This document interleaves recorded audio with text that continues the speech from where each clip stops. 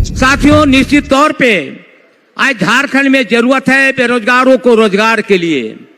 हमारी सरकार ने विधानसभा में कि झारखंड में जितने भी जो भी फैक्ट्री लगेंगे, कोई भी रोजगार करेगा तो 75% झारखंड के नौजवानों को नौकरी देना होगा।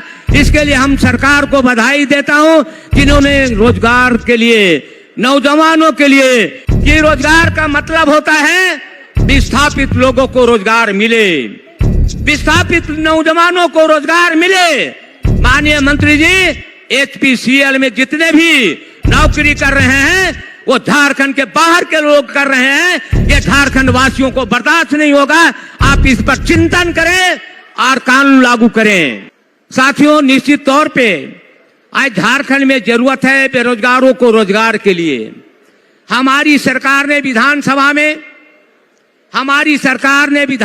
में एक घोषणा किया है, कानून बनाया है कि झारखंड में जितने भी जो भी फैक्ट्री लगेंगे, कोई भी रोजगार करेगा तो 75% झारखंड के नौजवानों को नौकरी देना होगा।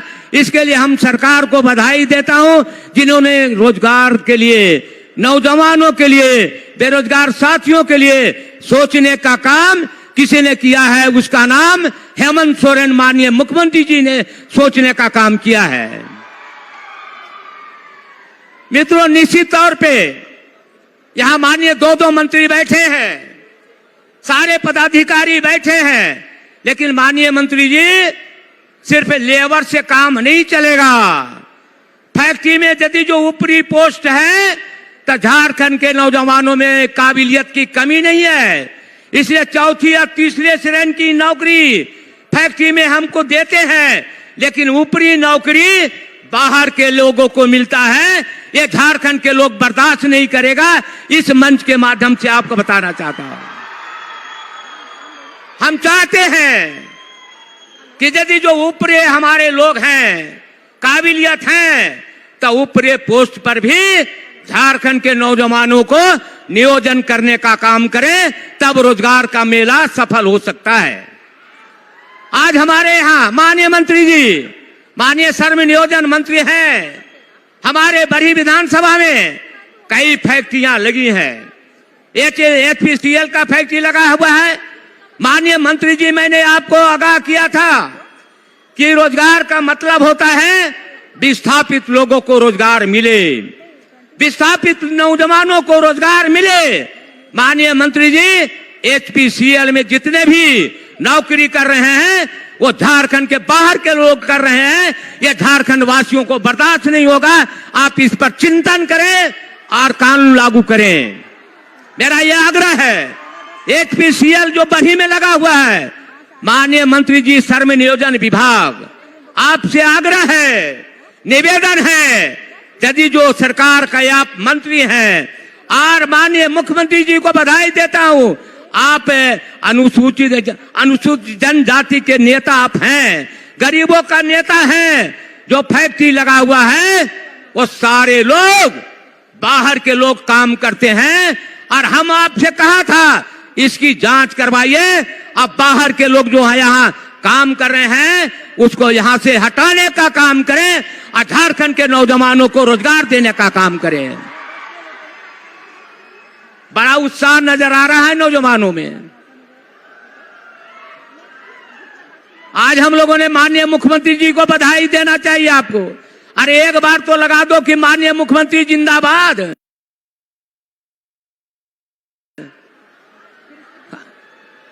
इसलिए मैं आपसे आग्रह करने आया हूं, निवेदन करने आया हूं। माननीय श्रम मंत्री नियोजन, आज हमारे कई योजनाएं हमारी माननीय मुख्यमंत्री ये घोषणा किया है, कानून बनाया है कि झारखंड में जितने भी जो भी फैक्ट्री लगेंगे, कोई भी रोजगार करेगा तो 75% झारखंड के नौजवानों को नौकरी देना होगा। इसके लिए हम सरकार को बधाई देता हूं, जिन्होंने रोजगार के लिए, नौजवानों के लिए, बेरोजगार साथियों के लिए सोचने का काम किसी ने किया है। उसका नाम हेमंत सोरेन, माननीय मुख्यमंत्री जी ने सोचने का काम किया है। मित्रों, निश्चित तौर पे यहां माननीय दो मंत्री बैठे हैं, सारे पदाधिकारी बैठे हैं, लेकिन माननीय मंत्री जी सिर्फ लेबर से काम नहीं चलेगा। फैक्ट्री में यदि जो ऊपरी पोस्ट है तो झारखंड के नौजवानों में काबिलियत की कमी नहीं है, इसलिए चौथी या तीसरे श्रेणी की नौकरी फैक्ट्री में हमको देते हैं, लेकिन ऊपरी नौकरी बाहर के लोगों को मिलता है। ये झारखंड के लोग बर्दाश्त नहीं करेगा। इस मंच के माध्यम से आपको बताना चाहता हूं,